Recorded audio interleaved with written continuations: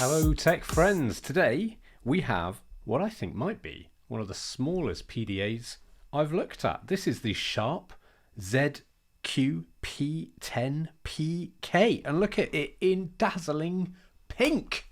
Very modern and not boring and grey and things, you know. That's going to attract someone's attention, isn't it? But I've got to show you just how small this thing is. It is absolutely tiny. This is it compared to a battery. There's probably a better way of saying that.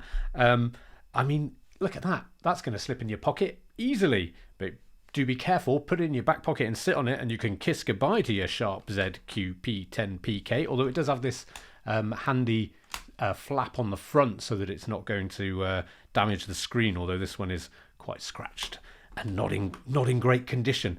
Let's pop it open and get a battery in here so we can see what incredible functions it has. Okay, now we've got a reset button on there. I'll just tap that. I have tried this out already. I'm not a complete lunatic. You can just see the piezo buzzer there, and like a little blob chip behind, but it's sort of translucent, so you can kind of see inside. Reminds me a little bit of the Game Boys that came out after the original one, where you could see the innards, and that was always considered much cooler than not seeing the innards. And look at this. Here's the stylus. That is a bit of a weird object, isn't it? Now look, just to continue the theme of how small this little thing is, I got this from eBay, and this is the instruction manual that was printed and came with it. Although ZQ-P10, it's not quite the same, but I think the PK might just stand for pink. There's not a lot of details on the internet about it, but look how tiny this is. I need special macro lenses to display this sort of stuff. Luckily, I have found it online, the manual, so I can take a closer look.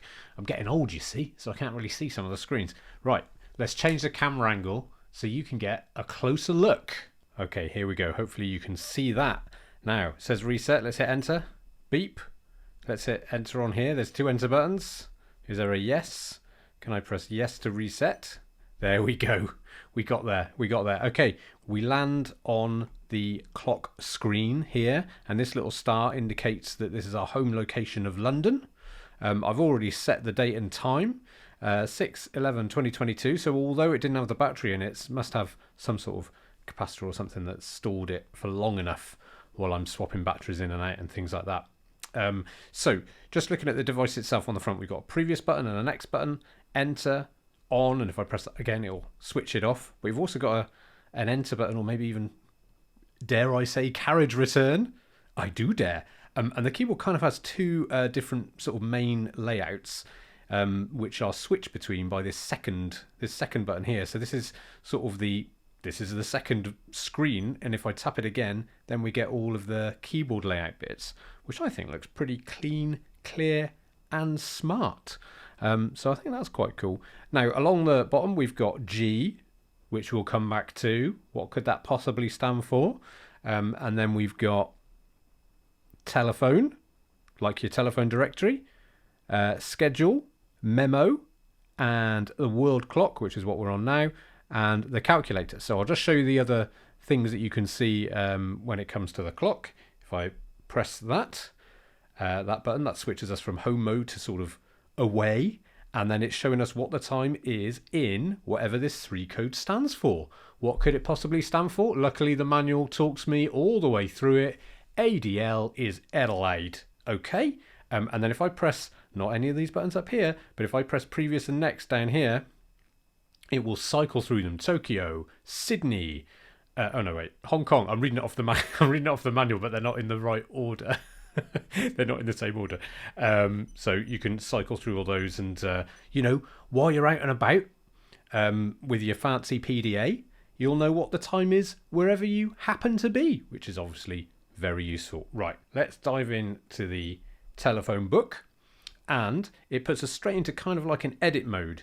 So if I add a new person, who shall we have? Harry.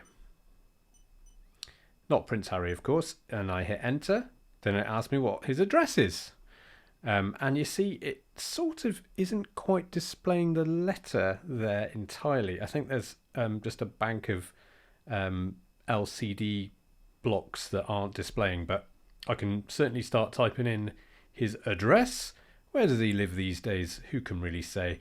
I think he lives in the West. And yeah, you can see the S isn't really displaying properly there. Hit enter. What about his email address? Well, like everyone's email address when they sign up to something, it's obviously test@test. Oh, if I can type, not easily. COM. CLM. Close enough. Enter. Then we can put in his website URL. We can put in the telephone number. Beep, beep, beep, beep, beep. And then it's starting to use the actual dedicated number section there. And then that's stored. Great. Okay, well, let's cycle through. I put a person called Bob on here before. If I just tap next, there's Bob and his telephone number. And now we got Harry. He's got a short number. Must be one of those SMS ones. And then it goes on to not found. So there we go. So that's how you can store people. And let's go over to schedule. All right, let's add a new event, shall we? Dawn time. I'm just saying it's dawn. And then we can put in the date and time that it is. So let's say it's tomorrow. So let's put in 07:11. Because obviously in the UK, we're all about the DD, MM, or YYYY. Obviously other countries, America, they do the old MM, DD, or YYYY. And you can change it to that mode. In China, did you know? They do YYYY, MM, DD. Just to confuse us all. 2022. In the year 2200. That's probably a bit too late. I won't be around then. And then we put in the time. Sorry, that wasn't meant to sound sad. None of us will be. Right, stored. Cool. And then we can obviously add new ones. If I press next there, that'll tell me the next item in the list. Fantastic. So that is our scheduler. I wonder if there's other views for the scheduler. Let's see. It doesn't appear to be. If I tap it repeatedly, that seems to be all we've got. But memo, of course, you've got to have somewhere where you can write down your shopping list. So today it's very important that I put a space there at the beginning, cat space litter. And then I can put a number in as well. That's a bit 552. I need 552 bags of cat litter. There it is. So I suppose you probably could have just left that section blank. Easy peasy. And then we've seen the clock already. The calculator, of course. You've got to have a calculator in something like this. Quite handy to have this in your pocket. 2004. I'm just thinking, like, at what point would you have, what kind of phone might you have had then? Maybe a Sony Ericsson or a Nokia or something. A lot of these functions were already being built into phones at that point, even if they weren't smartphones. Let's put in some numbers, and then we'll multiply it by another number, and then we press equals. Oh, it says error. Yeah, but look, it's come up with a big old number. So, hey, number fans, I'm sure you can tell if that is the correct calculation, even if it's come up with error. Maybe it just can't squeeze any more numbers in there. Right. What are we all here for, though? We're here for the games. We've got Blackjack or Blackjack there. And if I press it again, we have something called Alpha Attack. Awesome. Right, let's play Blackjack. It says, tap game to display the following game mode screen. Press enter to start a game. The left two cards are dealt for you, and then the number down here tells me the chips, how much money or skin I have in the game. Okay, so we're hitting enter. It says that you're supposed to agree the left displayed maximum bet up to 10. Tapping the right arrow, it says, also can bet to the maximum. All right, let's bet to the max. I think it's maybe already, is it already set to the max? Okay, fine. And then tap space to see your hand. So I've got an 8. Where's space? And a 7. Well, that's 15 in anyone's book, isn't it? Each time space is tapped, a new card is dealt. Okay, and then you press enter to stop being dealt. Shall we go for another one? Let's go for another one. Oh, what's that? 21. That's 21, isn't it? Well, then I hit enter, do I? 21. Boom. That means I win. Surely? Oh, look at that. Hey, that's cool. I've now got 40 in the kitty. Meow. Let's have another go. Got a 9. We're obviously going to... 9 and a 7. That's 16. Is it worth risking it? Let's keep it. Let's keep it on 16. And they got a... Oh, they ended up with 25. So they're bust. And then I get that money in my kitty again. 50. Okay, so that's blackjack. That's a riot. What about the game Alpha Attack? It says in the manual, type in characters A to Z displayed on the first line to clear them. 20 levels of speed are available. Tap game to display the following game mode screen. We've done that. Enter the level number, 2 digits, 0 to 20. Let's try 10, something in the middle. maybe I'm overreaching. And then press enter to start the game. It says tap the same key as the first character at the left end of the first line. Right. Okay, so we're pressing the buttons from left to right. Let's start. Okay. Oh, they're coming a bit fast, wouldn't you say?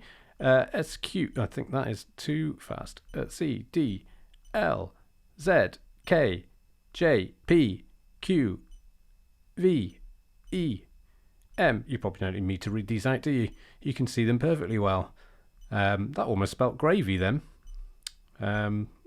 Oh, there we go. Game over. 12. Is that as many as I got? Okay, should we try and...